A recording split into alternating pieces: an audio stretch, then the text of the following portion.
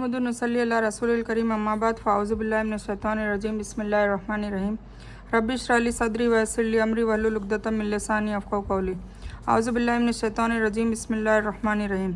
और बेशक हमने इससे पहले इब्राहिम को समझ बूझ अता किया था, उसकी हालत से अच्छी तरह वाकिफ़ थे। जब उसने अपने पिता और अपनी जाति वालों से कहा कि यह मूर्तियाँ जिनके तुम पुजारी बने बैठे हो ये क्या है ना। अब इब्राहिम अलैहिस्सलाम की स्टोरी आपने सुनी होगी, नहीं सुनी हो तो मेरे चैनल पर जाके आप लोग सुन सकते हैं। वो पूरी स्टोरी सुनेंगे तो आपको ये माजरा समझ में आ जाएगा, ठीक है।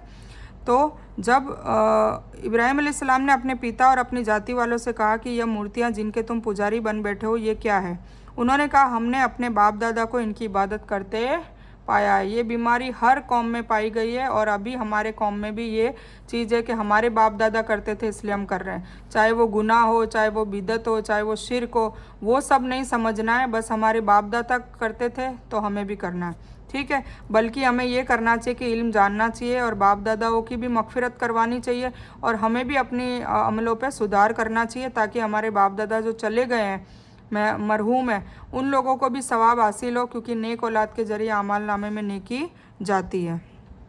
आपने कहा फिर तो तुम और तुम्हारे बाप दादा खुली गुमराही में थे। उन्होंने कहा कि क्या आप हकीकत में हक लाए हैं या यूं ही मजाक कर रहे हैं। आपने कहा बल्कि नहीं, बल्कि हकीकत में तुम्हारा रब आकाशों और धरती का रब है जिसने उन्हें पैदा किया है और मैं तो इसी बात का गवाह हूँ।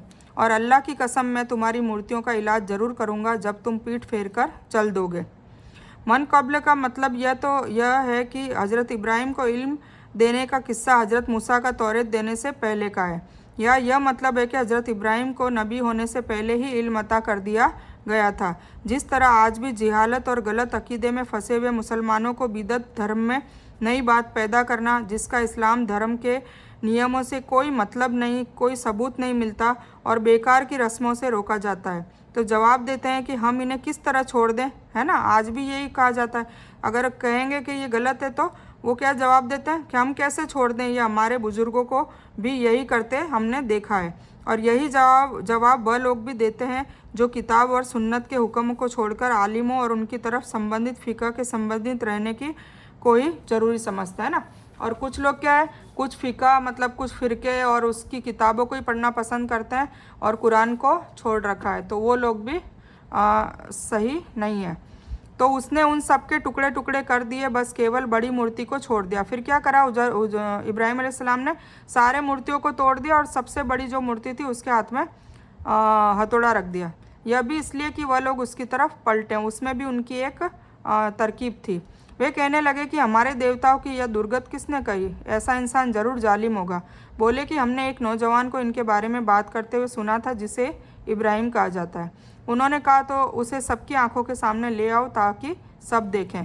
कहने लगे इब्राहिम तूने ही हमारे देवताओं की यह दुर्गत बनाई है, मतलब तोड़ा है। आपने जवाब दिया बल्कि यह तो काम उनके बड़े देवता ने किया है, बड़ी मूर्ति पे हथौड़ा दे दिया था ना, चलो ये तो उन्होंने किया है, तुम अपने देवताओं से पूछ लो अगर वह बोलते हो। अतः उन्होंने अपने मन में मान लिया और मनी में कहने लगे कि हकीकत में तुम खुद जालिम हो। फिर औंधे सिर डालकर कुछ सोच समझकर, अगरचे वे कबूल कर चुके थे फिर भी वे बोले कि यह तुम जानते हो कि यह नहीं बोलते, मतलब तुम तो जानते हो कि मूर्ति कैसे बोलेगी। तो यही तो इब्राहिम अलैहिस्सलाम उनको बुलवाना चाहते थे कि जब मूर्ति खुद ही नहीं बोल सकती, खुद का फ़ायदा भी नहीं कर सकती, खुद को बचा भी नहीं सकती, खुद का नुकसान भी नहीं कर सकती, तो फिर तुम क्यों उसकी पूजा करते हो, है ना। यही समझाना चाह रहे थे। तो जिस दिन अपनी ईद या कोई त्यौहार मनाने के लिए सारी जाति के लोग बाहर चले गए, तब इब्राहिम अलैहिस्सलाम ने अच्छा समय जानकर मूर्तियों को तोड़ फोड़ डाला, केवल एक बड़ी मूर्ति रहने दी। और कुछ आलिम कहते हैं कि उन्होंने कुल्हाड़ी उस बड़ी मूर्ति के हाथ में फंसा दी ताकि उस मूर्ति से पूछे। इब्राहिम ने उसी समय कहा, हाय क्या तुम उनकी इबादत करते हो जो न तुम्हें कुछ भी फ़ायदा पहुंचा सकते हैं और नुकसान। थू है तुम पर और उन पर जिनकी तुम अल्लाह के सिवाय इबादत करते हो, क्या तुम्हें इतनी भी अकल नहीं है। उन्होंने कहा कि इसे जला दो, अपने देवताओं की मदद करो अगर तुम्हें कुछ करना है तो, मतलब इब्राहिम अलैहिस्सलाम को पनिशमेंट देने लगे। हमने कहा ए आग तू ठंडी हो जा और इब्राहिम के लिए सलामती और सुखदाई बन जा। अल्लाह ताला ने फिर ये मौजज़ा करा और उस आग को ठंडी बना दिया और इब्राहिम अलैहिस्सलाम को वो जला न सके। अगरचे उन्होंने इब्राहिम का बुरा चाहा लेकिन हमने उन्हीं को नाकाम कर दिया और हम इब्राहिम अलैहिस्सलाम और लूत को बचाकर उस ज़मीन की तरफ ले गए जिसमें हमने सारी दुनिया के लिए बरकतें रखी थी। कहाँ पर? फिलिस्तीन। और हमने उसे इसहाक अता किया और उस पर ज़्यादा याकूब, फिर इसहाक के बेटे याकूब को, और हर एक को नेक बनाया।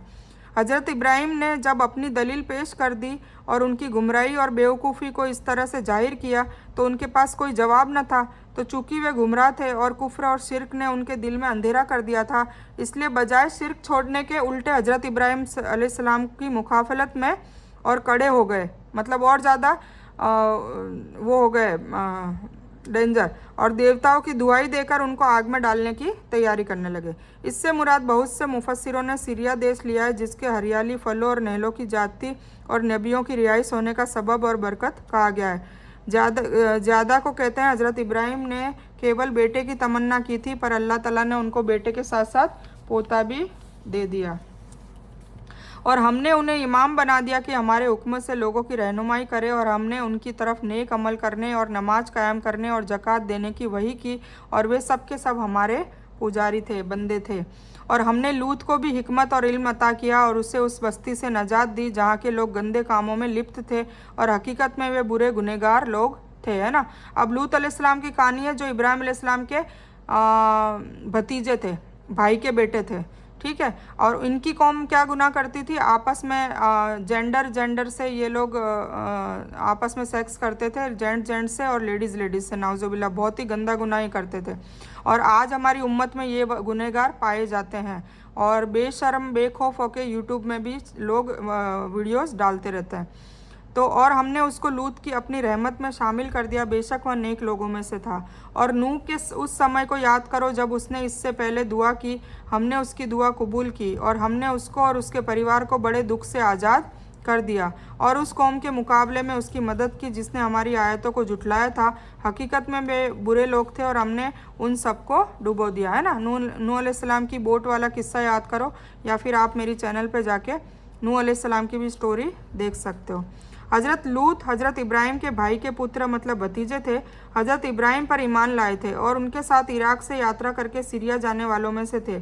अल्लाह ने उनको भी इल्म व हिकमत यानी नबूवत अता की थी, और जिस इलाके के नबी बनाकर भेजे गए थे उसे अमूर और सदूम कहा जाता है। यह फ़िलिस्तीन के मुर्दा सागर से लगा हुआ जॉर्डन की और उपजाऊ इलाका था, जिसका बड़ा हिस्सा अब मृत सागर का एक हिस्सा है।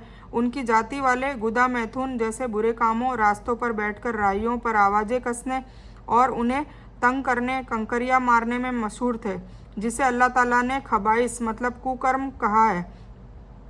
आखिर में हज़रत लूत और उसके पैरोकारों को अपनी रहमत में दाखिल करके यानी उनको बचाकर कौम का सत्यानाश कर दिया, अजाब में उनको सबको गर्क कर दिया, मार दिया। और दाऊद और सुलेमान को याद करो। अब दाऊद अलैहिस्सलाम और सुलेमान अलैहिस्सलाम की सबकी छोटे छोटे किस्से बयान किए जा रहे हैं। और क्योंकि इसका नाम क्या है? सूरह अंबिया, मतलब नबियों की कहानियाँ। और दाऊद और सुलेमान को याद करो, जबकि वे खेत के बारे में फ़ैसला कर रहे थे तो कुछ लोगों की बकरियां रात को उसमें चर गई थी और उनके फ़ैसलों में हम मौजूद थे। तो हमने उसका सही फ़ैसला सुलेमान को समझा दिया। बेशक हमने हर एक को हिकमत और इल्म दे रखा था, और दाऊद के अधीन हमने पहाड़ कर दिए थे जो तस्बीह करते थे, और पक्षियों को भी ऐसा हम करने वाले ही थे। और हमने उसे तुम्हारे लिए कपड़ा बनाना सिखाया ताकि लड़ाई से तुम्हारा बचाव कर सके। फिर क्या तुम मतलब लोहे का वो बनाते थे पहनने का, ठीक है। तो वो किसको? दाऊद अलैहिस्सलाम को सिखाया था। मुफस्सिरों ने यह कहानी इस तरह बयान किया है कि एक आदमी की बकरियां रात को दूसरे आदमी के खेत में चली गई और खेत को चर गई। हज़रत दाऊद जो पैगंबर के साथ साथ हाकिम भी थे, उन्होंने फैसला दिया कि बकरियां खेत वाला ले ले ताकि उसका नुकसान पूरा हो सके। हज़रत सुलेमान ने इस इंसाफ का विरोध किया और फैसला किया कि कुछ समय के लिए बकरियां खेत के मालिक को दे दी जाए ताकि वह इनका फ़ायदा उठाए, और खेती बकरी वाले को दे दी जाए ताकि वह खेतों की सिंचाई और देखभाल करके उसे सुधारे। जब वह खेत उस हालत में आ जाए जैसे बकरियों के चरने से पहले था, तो खेत के मालिक को और बकरियां बकरियों के मालिक को वापस कर दी जाए। ये फैसला बहुत ही बेहतरीन था जो सुलेमान अलैहिस्सलाम के दिमाग में अल्लाह ताला ने डाला। पहले इंसाफ से हाथ नहीं धोना पड़ा, जबकि पहले फैसले में बकरी वाले को बकरियों से हाथ धोना पड़ा था। फिर भी अल्लाह ने हज़रत दाऊद की तारीफ़ की, है ना। फिर भी दाऊद अलैहिस्सलाम की तारीफ़ की कि हमने हर एक को इल्म और हिकमत से अता किया है। इसका मतलब यह कभी नहीं कि पहाड़ उनकी तस्बीह की आवाज़ से गूंज उठते थे, लेकिन यह कोई चमत्कार की बात बाकी नहीं होती। हर एक छोटी छोटी बड़ी रूह की ऊंची आवाज़ से गूंज पैदा हो सकती है, आवाज़ लौटने की शक्ल में। बल्कि मतलब हजरत दाऊद के साथ पहाड़ों का भी तस्बीह पढ़ना है, यह कहने की बात नहीं थी, हकीकत में थी। पक्षी भी दाऊद की दर्द भरी आवाज़ को सुनकर अल्लाह की पाकी का बयान करते थे, या पक्षी भी उनके अधीन कर दिए गए थे।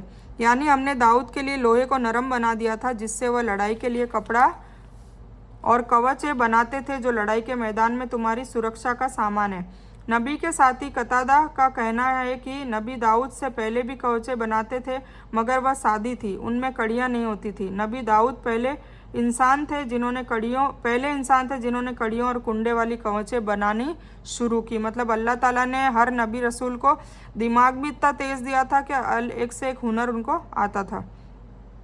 कुरान मजीद में अब फिर और हमने सुलेमान के अधीन तेज हवा, तुंद हवा कर दी थी और उसी के हुक्म पर उस धरती की तरफ चलती थी। हवा भी ताबे कर दी थी सुलेमान अलैहिस्सलाम के, जिसमें हमने बरकतें रखी थी और हम हर चीज़ को जानते हैं। इसी तरह बहुत से शैतानों को भी, जो उसके हुक्म पर डुबकी लगाते थे और उसके सिवाय बहुत से काम करते थे, उनकी हिफाजत करने वाले हम ही थे, है ना। मतलब जिन्नात भी जो ऐसे गंदे सोच वाले जिन्नात जिनको शैतान कहा जाता है, वो भी सुलेमान अलैहिस्सलाम के ताबे थे, कंट्रोल में थे। और अय्यूब अलैहिस्सलाम, अब अय्यूब अलैहिस्सलाम की स्टोरी है। और अय्यूब, उसकी हालत को याद करो जबकि उसने अपने रब को पुकारा कि मुझे यह रोग लग गया है और तू सब रहम करने वालों से ज़्यादा रहम करने वाला है। अय्यूब अलैहिस्सलाम को आपको पता ही होगा कि बहुत शदीद बीमार हो गए थे और बहुत ज़्यादा उनका कड़ा इम्तिहान लिया गया था। तो हमने उसकी गुहार को सुन लिया और जो दुख उन्हें था उसे दूर कर दिया और उसका परिवार अता किया, बल्कि उसे अपनी खास रहमत से उनके साथ वैसे ही और दिए ताकि इबादत करने वालों के लिए नसीहत का सबब हो। मतलब जब उनको पहले उनके पास सल्तनत थी, सब कुछ था, और फिर उसके बाद ये भी एक स्टोरी है कि जब ये कहा गया कि भाई इनके पास तो इतनी नेक ये इतना सारा माल दौलत है, जो आज के लोग भी कहते हैं कि भाई इसको तो कमाने की फ़िक्र नहीं है, कुछ भी नहीं है, इसलिए ये इबादत करता रहता है, नमाज़ें पढ़ता है, हमारे पास भी धन दौलत होता तो हम भी करते। तो ये सोच के अय्यूब अलैहिस्सलाम की से सारी सल्तनत छीन ली, औलादें सब दूर हो गई, इवन लास्ट में उनकी बीवी भी दूर हो जाती उनकी बीमारी की वजह से। तो वो दिखाने के लिए अल्लाह ने कहा कि मेरे नेक बंदे चाहे किसी भी हालत में होते हैं, वो मेरी नेकी करना नहीं छोड़ते।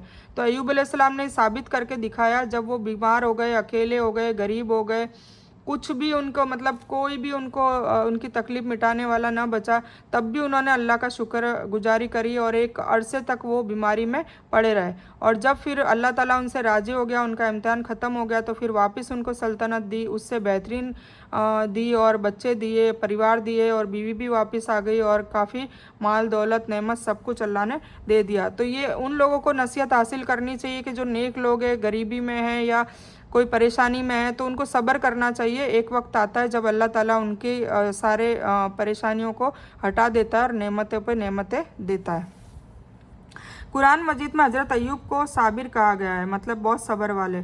सूरह सौद का इसका मतलब यह है कि उनका इम्तिहान लिया गया, जिसमें उन्होंने कृतज्ञता और धैर्य, मतलब सब्र और शुक्र का दामन हाथ से नहीं छोड़ा। वे इम्तिहान और कष्ट क्या थे, इसका कोई सही बयान नहीं मिलता, फिर भी कुरान के बयान के एतबार से मालूम होता है कि अल्लाह ताला ने उनके धन, धान्य और पुत्र दे रखे थे। इम्तिहान के लिए अल्लाह ताला ने ये सभी छीन लिए थे, यहाँ तक कि जिस्मानी ताकत भी कमज़ोर कर दी थी, इसलिए रोगों से पीड़ित थे। आखिर में कहा जाता है कि 18 साल के इम्तिहान के बाद अल्लाह के सामने दुआ की, अल्लाह ने दुआ कबूल की और फिर वापस उनको सेहत दे दी, उसके साथ साथ धन, धान्य, पुत्र पहले से दुगने दिए। इसका कुछ बयान सही इब्ने हिब्बान के एक बयान में मिलता है। और इस्माइल और इदरीस और जुल्फ की फल, ये सब सब्र करने वाले थे और इन अम्बियाओं की भी बात की गई है। हमने उन्हें अपनी रहमत में दाखिल कर दिया, ये सब नेक लोग थे। और मछली वाले, मतलब यूनुस अलैहिस्सलाम को याद करो, जबकि वह नाराज़ होकर चल दिया और समझता था कि हम उसे न पकड़ेंगे। आखिर में उसने अंधेरों में से पुकारा कि इलाही तेरे सिवाय कोई माबूद नहीं है, तू पाक है, बेशक मैं ही जालिमों में से हूँ। ये क्या है, हम डेली पढ़ते हैं, ला इलाहा इल्ला अंता सुब्हानका इन्नी कुन्तु मिनज़ ज़ालिमीन। ठीक है, जब भी कोई परेशानी आए, दुख तकलीफ आए, तो ये सूरह पढ़ी जाती है। तो हमने उसकी पुकार सुन ली और उसके दुखों से आज़ाद कर दिया, और हम इसी तरह ईमान वालों को बचा लिया करते हैं। और जकरिया को याद करो जब उसने अपने रब से दुआ की कि ए मेरे रब, मुझे अकेला न छोड़, तू सबसे अच्छा वारिस है। देखिए, ये हर नबी की है ना दुआएं हमें याद करनी चाहिए।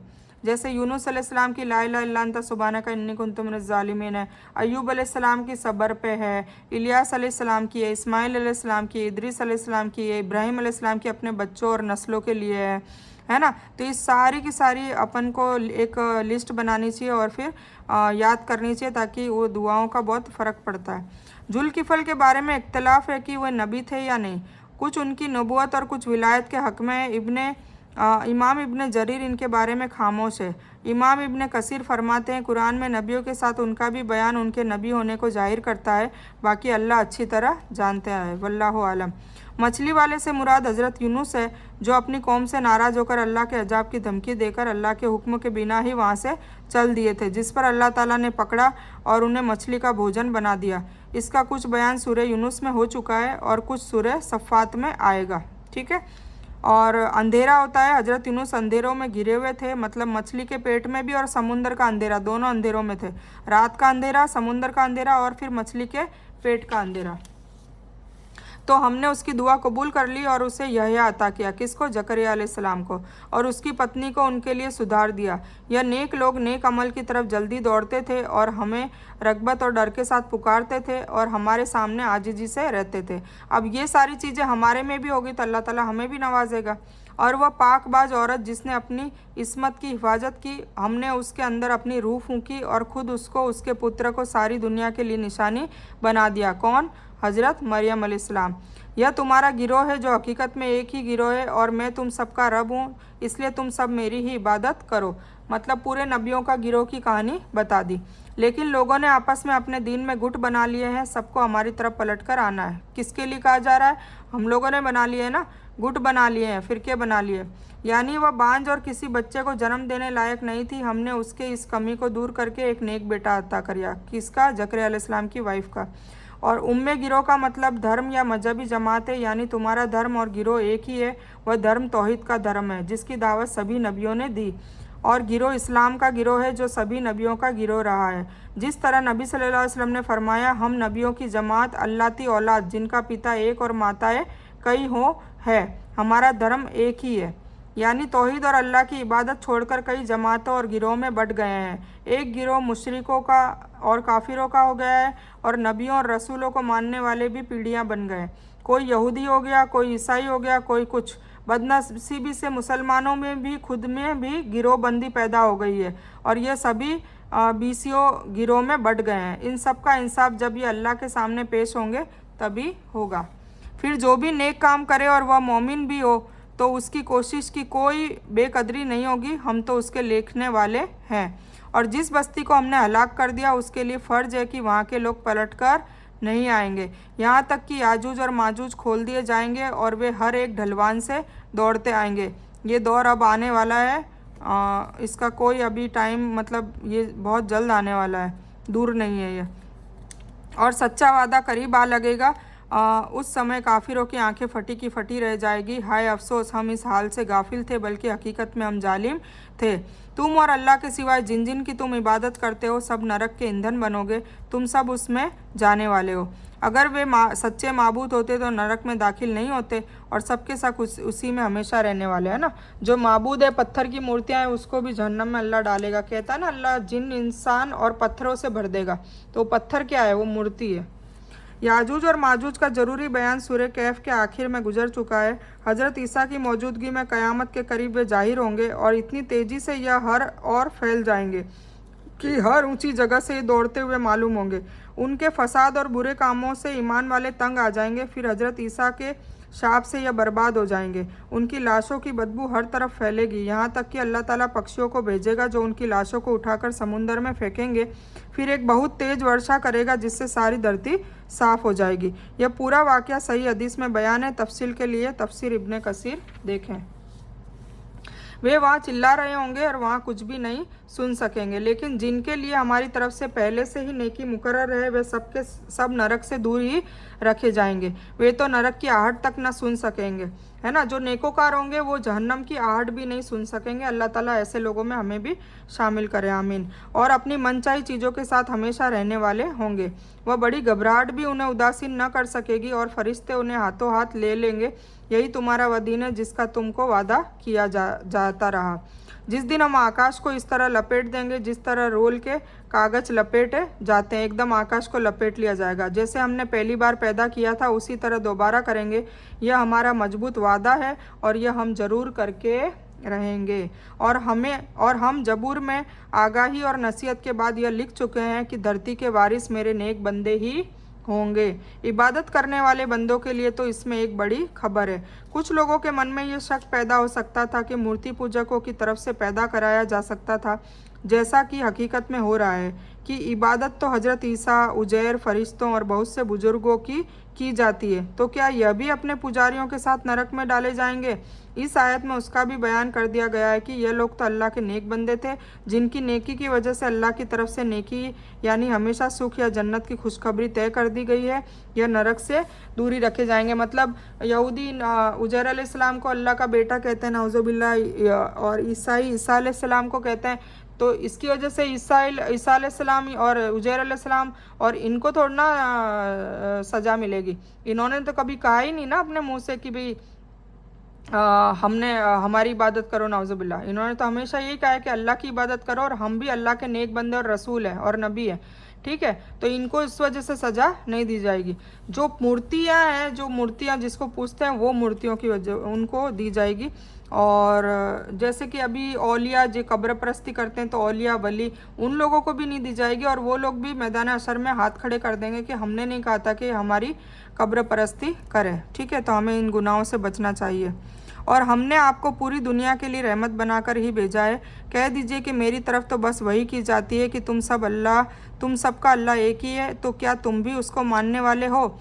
फिर अगर वह मुंह मोड़ ले तो कह दीजिए कि मैंने तुम्हें समान रूप से आगाह कर दिया है। मुझे इल्म नहीं कि जिसका वादा तुमसे किया जा रहा है वह करीब है या दूर। बेशक अल्लाह ताला तो तुम्हारी खुली बातों को जानता है तथा तुम जिसको छुपाते हो उसको भी जानता है। और मुझे इसका भी इल्म नहीं, मुमकिन है कि यह तुम्हारा इम्तिहान हो और मुकर्रर वक्त तक का लाभ हो, है ना। मतलब नबी कह रहे हैं कि भाई वो क़यामत कब आएगी, कौन सी आएगी, वो अल्लाह ताला ने किसी को नहीं बताया, अल्लाह बेशक जानता है। दूसरा, तुम्हारे अंदर छुपी हुई बातें, तुम बाहर क्या बोलते हो अंदर क्या बोलते हो, ये भी अल्लाह जानता है। और मुझे इस चीज़ का इल्म नहीं है कि वो तुम्हारे लिए इम्तिहान है या सजा है, वो भी अल्लाह जानता है, ठीक है। तो नबी ने खुद कहा है कि ए पालनहार, इंसाफ के साथ फैसला कर दे और हमारा रब बहुत रहम करने वाला है। जिससे मदद मांगी जाती है उन बातों पर जो तुम बयान कर रहे हो। इसका मतलब यह है कि जो आप सल्लल्लाहु अलैहि वसल्लम की रिसालत पर ईमान ले आया उसने मानो इस रहमत को कबूल कर लिया और अल्लाह के इन एहसानों पर शुक्र अदा किया। वह नतीजतन दुनिया आखिरत के सुखों को हासिल करेगा। और चूंकि आपकी रिसालत पूरी दुनिया के लिए है, इसलिए आप पूरी दुनिया के लिए रहमत बनकर यानी अपनी नसीहतों के ज़रिए दुनिया और आखिरत के सुखों का भागी बनाने के लिए आए हैं। जो हुजूर पाक सल्लल्लाहु अलैहि वसल्लम की सच्ची पक्की रिसालत को कबूल करेगा और अमल करेगा तो अल्लाह ताला ने उनके लिए दुनिया और आखिरत दोनों में सुकून और नेमतें देने का वादा किया है, ठीक है। अब सूरत हज स्टार्ट हो रही है और पारा नंबर 17 ही चल रहा है। तो इस बयान को मैं यहीं मुकम्मल करती हूँ। इस बयान में कुछ भी दीन की अच्छी और हक बात आई है वो सिर्फ़ और सिर्फ अल्लाह की तरफ से है। और बुरी या गलत बात जो गलती से या जज्बात में आकर मेरे मुंह से कुछ भी गलत वर्ड या कोई बात निकल गई हो तो वो मेरी तरफ से है। और इस गलती की वजह से मैं अल्लाह अज़्ज़ व जल से और आप सभी लोगों से माफ़ी की तलबगार हूँ। मैं कोई आलिमा नहीं हूँ, सिर्फ तालिब इल्म हूँ। और अल्लाह मेरी कोशिश से आप सभी को सही नफ़े बख्श इल्म पहुँचाए और मैं आप लोगों की हिदायत और हिकमत में सदका जारिया बनूँ, बस मेरी यही तमन्ना है। आमीन सुम्मा आमीन या रब्बल आलमीन। रब्बना आतीना मिन लदुनका रहमतन व हय्यि लना मिन अमरिना रशदा। अल्लाहुम्मा सल्लि अला मोहम्मद व अला आलि मोहम्मद कमा सल्लैता अला इब्राहीम व अला आलि इब्राहीम इन्नका हमीदुम मजीद। अल्लाहुम्मा बारिक अला मोहम्मद व अला आलि मोहम्मद कमा बारकता अला इब्राहीम व अला आलि इब्राहीम इन्नका हमीदुम मजीद। व आखिरु दावाना अनिल हम्दुलिल्लाहि रब्बिल आलमीन।